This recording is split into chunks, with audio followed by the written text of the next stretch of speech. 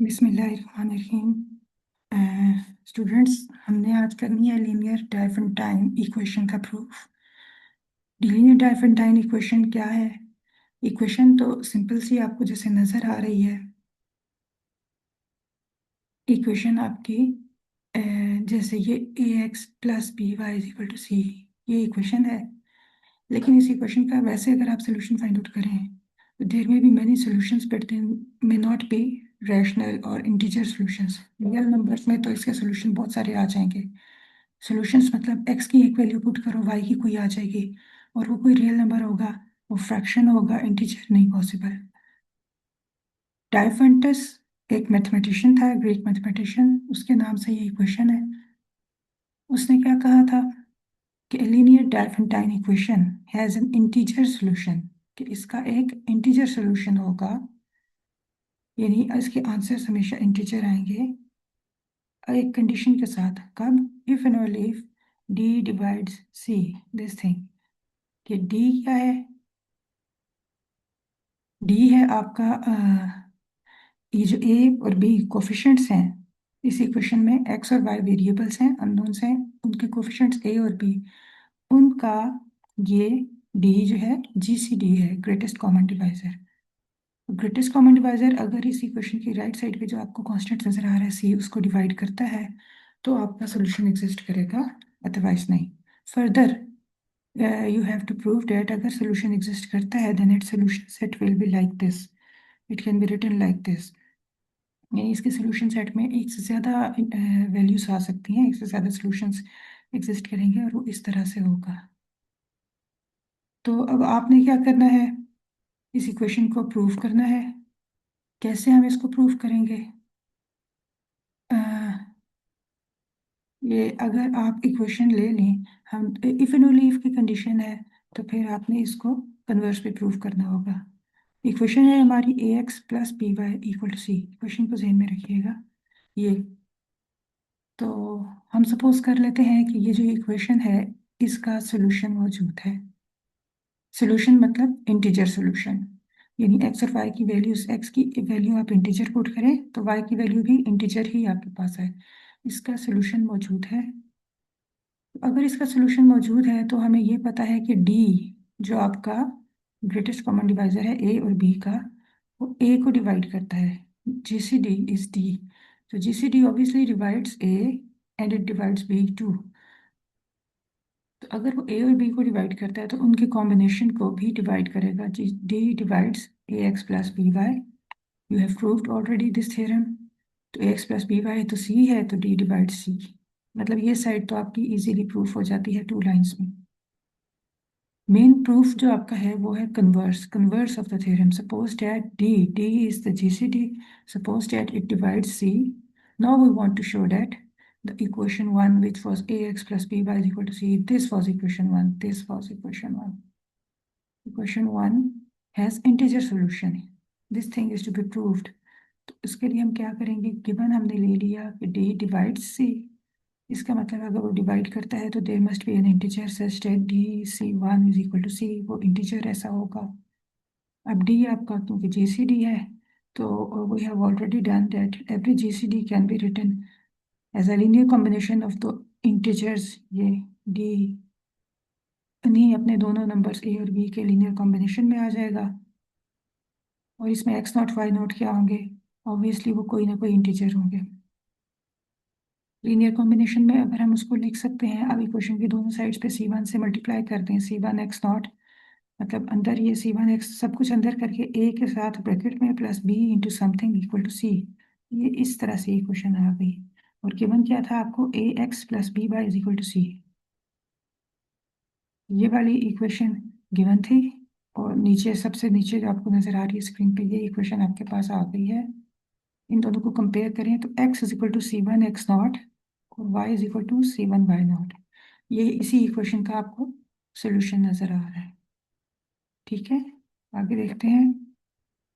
ये अगर इसका सोल्यूशन है तो हमें ये तो पता चल गया कि सोल्यूशन एग्जिस्ट करता है, ये हमने प्रूफ कर लिया।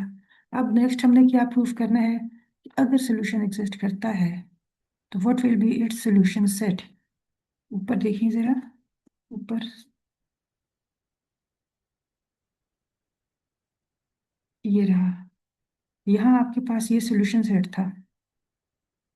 हमने अब ये प्रूफ करना है कि सोल्यूशन सेट हमारा ये बनेगा। ये चीज़ हमने प्रूफ करनी है। तो वो सोल्यूशन सेट के लिए हम देखते हैं क्या करना है।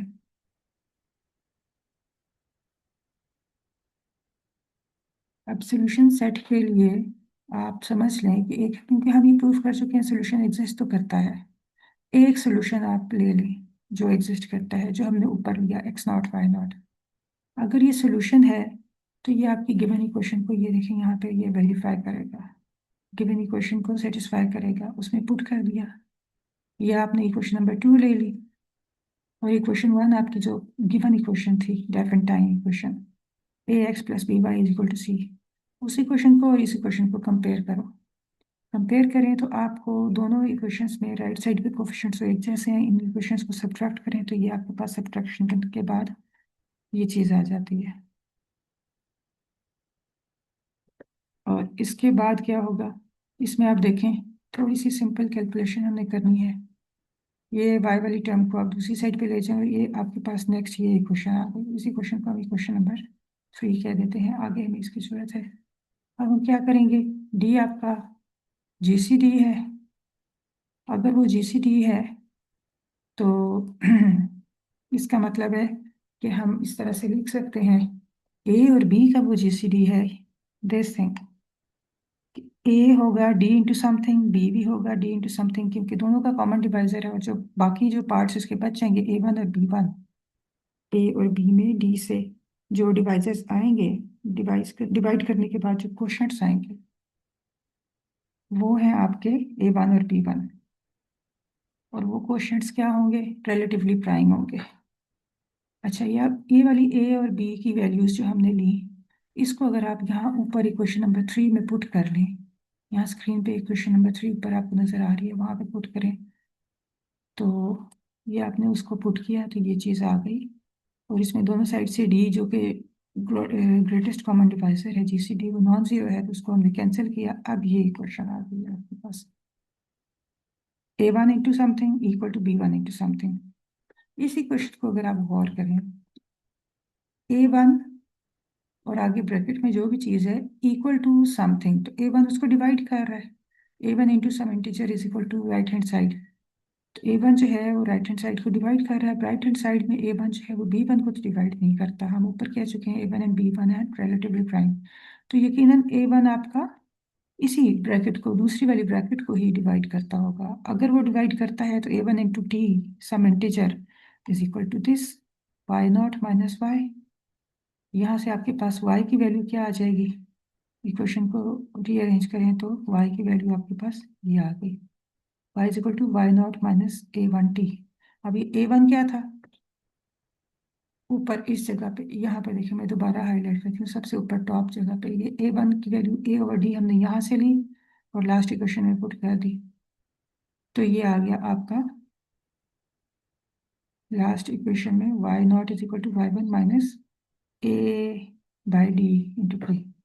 ये y की वैल्यू आ गई। इसी y की वैल्यू को आप ऊपर ले जाएं, क्वेश्चन नंबर 3 में या 4 में, किसी भी क्वेश्चन में पुट कर दें तो आपके पास x की वैल्यू भी आ जाती है।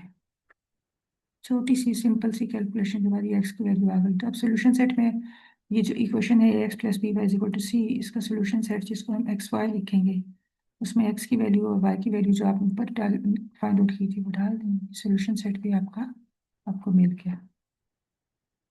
अच्छा, यही सोल्यूशन सेट अगर आपको इंटीजर इक्वेशन, ये वाली डायफिनेटाइन इक्वेशन गिवन है किसी भी इंटीजर वैल्यूज के लिए, तो आपने करना कैसे है सोल्यूशन सेट को, करना क्या है, सबसे पहले ए और बी जो गिवन कोफिशिएंट्स होंगे आपकी इक्वेशन में, ये जो इक्वेशन है डायफिनेटाइन, इसमें ए और बी के कोफिशिएंट्स डी, डी को जीसीडी को फाइंड आउट करें। जीसीडी को फाइंड आउट करने के बाद यूक्लिडियन एल्गोरिथम से आपको बताया गया था कि आपने किस तरह से उसको, डी को ही ए और बी के लीनियर कॉम्बिनेशन में लिखना है। लीनियर कॉम्बिनेशन में जब आप लिख देंगे तो आपको एक एक्स नॉट वाई नॉट मिल जाएगा, उसको यहाँ पर पुट करें और ये वैल्यूज यहाँ पे पुट करने के बाद आपको सॉल्यूशन सेट मिल जाता है।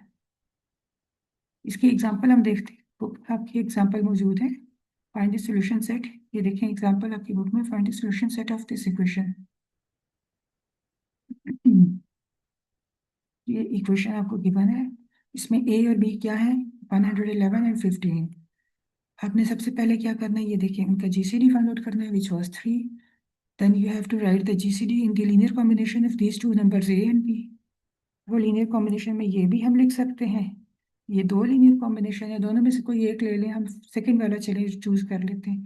दो के अलावा और भी लीनियर कॉम्बिनेशंस बन सकते हैं, आप कोई एक चूज कर लें। हमने एक चूज कर लिया, इसमें आपको एक ए 111 यानी ए और बी के साथ आपको एक्स नॉट और वाई नॉट नजर आ रहे हैं। ये एक्स नॉट वाई नॉट इसमें नजर आ रहे हैं, वो आपने ले लिए और वो यहाँ पे पुट किए। जीसीडी जो ग्रेटेस्ट कॉमन डिवाइजर है डी, उसकी वैल्यू 3 और ए और बी गिवन है, आपको पुट किए। ये आपका सोल्यूशन सेट बन गया। छोटा सा क्वेश्चन होगा, सोल्यूशन सेट को आपने याद रखना है। ठीक है, बिल्कुल जहन में रखिएगा।